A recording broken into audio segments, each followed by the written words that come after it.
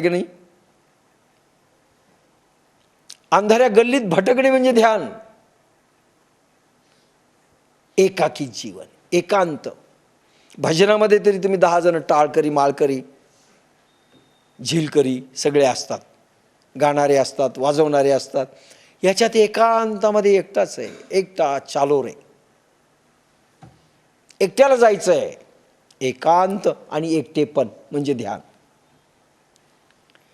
ठाईच बैसोनी करा एक चित्त, आवडे अनंत आळ वावा. पब्लिकमध्ये जाऊन नाही म्हटलं.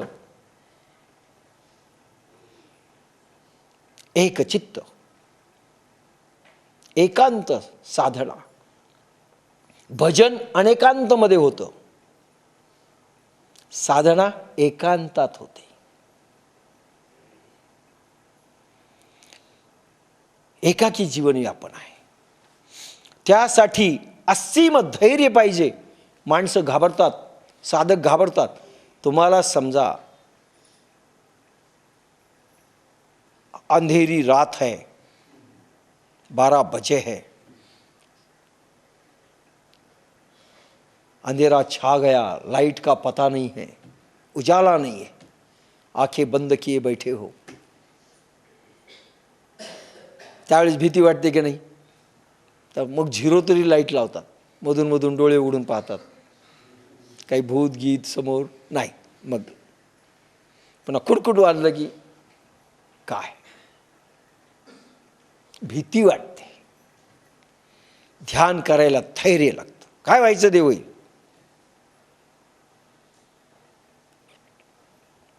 असीम धैर्य व साहस, बळ पाहिजे मनामध्ये. मनगटात नाही, मनात बळ. अंधाऱ्या रात्रीत अंधारामध्ये प्रकाशावर श्रद्धा ठेवावी लागते. लक्षात घ्या, श्रद्धा म्हणजे काय? प्रकाश दिसत नाहीये, ठेवावी लागेल.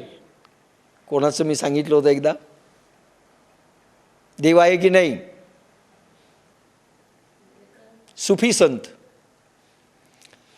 त्या सुफी संताला विचारलं एकाने, बाबा रे, तू इतका ध्यान करतोस, इतका समाधीमध्ये जातोस, देव आहे की नाही, जरा काही केलं की नाही तू? नसेल म्हणला. काही एकदा ठरवून तर घे, देव आहे एकदा डिसाईड कर आणि मग तू कर प्रार्थना, ध्यान. नसेल म्हणला. नसेल मग कशाला करतोस? म्हणजे मी देवासाठी करत नाही. मग माझी साधनेवर श्रद्धा आहे, माझी प्रार्थनेवर श्रद्धा आहे. तो नसेल ना तरी त्याला प्रगट व्हावं लागेल, याला म्हणतात श्रद्धा. तो नसेल कदाचित तरी माझ्या साधनेमुळे त्याला प्रगट व्हावं लागेल, याला म्हणतात श्रद्धा. समोर रूप नाही, समोर रंग नाही, समोर ध्यान नाही, समोर प्रकाश नाही, अंधार आहे, पण प्रकाश निश्चित येईल, परमेश्वर नक्की प्रगट होईल. ही जी भावधारणा, ही जी अवधारणा, तिला श्रद्धा म्हणतात. विश्वासामध्ये काही समोर आहे, व्यक्ती समोर आहे, वस्तू समोर आहे, याच्यात काही नाही आहे समोर. ध्येय समोर आहे.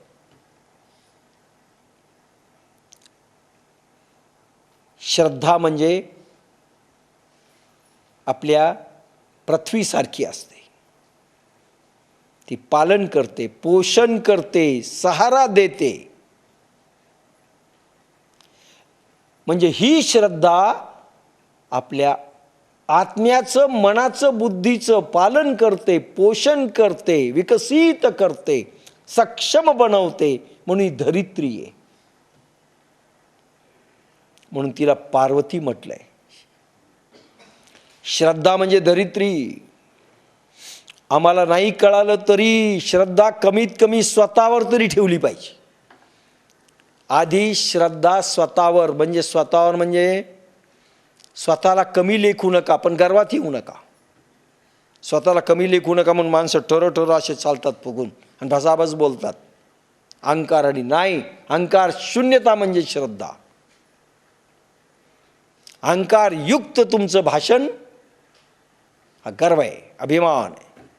श्रद्धा नाही. श्रद्धेमध्ये विनम्रता आहे, पण ज्ञानाची परमोच्च अवस्था आहे.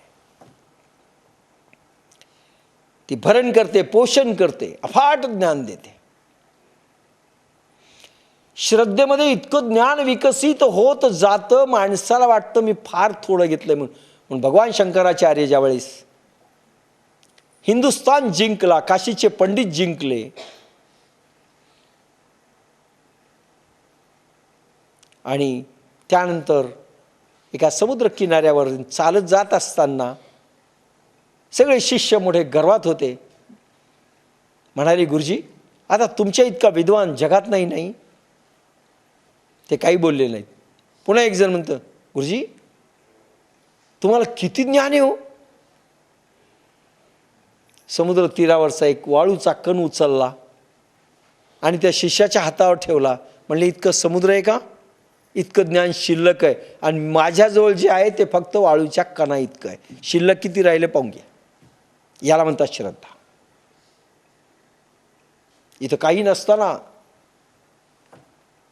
हम है राजा इंद्रपुरी के म्हणून वागतात. घरी फाटकं खायला नाही, पण इंद्रपुरीचे राजे म्हणून वागायला जातात. श्रद्धा कमीत कमी स्वतःवर पाहिजे, स्वतःच्या गुणांना पाहिजे, सद्गुण वाढी करता पाहिजे. मला हे मिळवायचंच, मेरी झाशी नाही दूंगी. स्वतःवर श्रद्धा पाहिजे. जसं स्वतःवर प्रेम करा म्हटलं, तसं स्वतःमध्ये श्रद्धा विकसित झाली तरच दुसऱ्यामध्ये होईल, दुसऱ्यासाठी होईल. जोपर्यंत तुम्ही स्वतःवर श्रद्धा करत नाही, तोपर्यंत कोणावरही श्रद्धा ठेवू शकत नाही. कोणावरही तुम्ही श्रद्धा ठेवू शकत नाही जोपर्यंत तुमची स्वतःवर श्रद्धा नाही.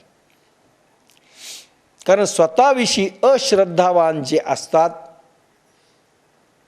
त्यांना कुठलाच लाभ जगात होत नाही. अश्रद्धावान, कोणाला माहीत साधनेत जोर आहे की नाही, कोणाला माहीत त्या सोमानीजवळ काही आहे की नाही, कोणाला माहीत यांच्यात काही दम आहे की नाही. एक नौकर आणला घरात, कोणाला माहीत हा चांगला निघतो की नाही. अरे सगळं निगेटिव्ह अप्रोच. निगेटिव्ह जे लोक आहेत, साधक असोत की बाधक असोत, बाहेरचे की साधक नसोत,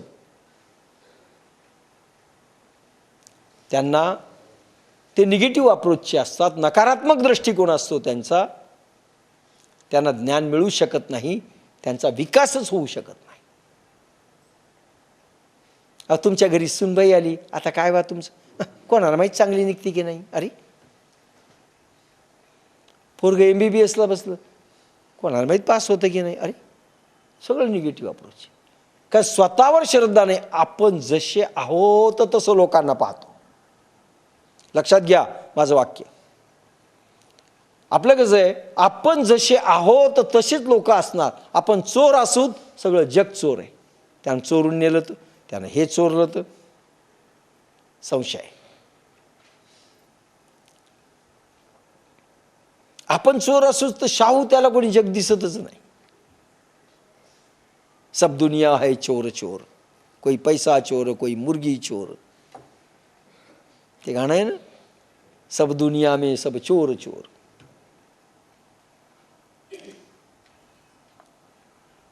एक चोर दुसऱ्याला चोरच समजतो. ज्या पद्धतीने स्वतःला जाणतो त्याच पद्धतीने तो दुसऱ्याला जाणतो.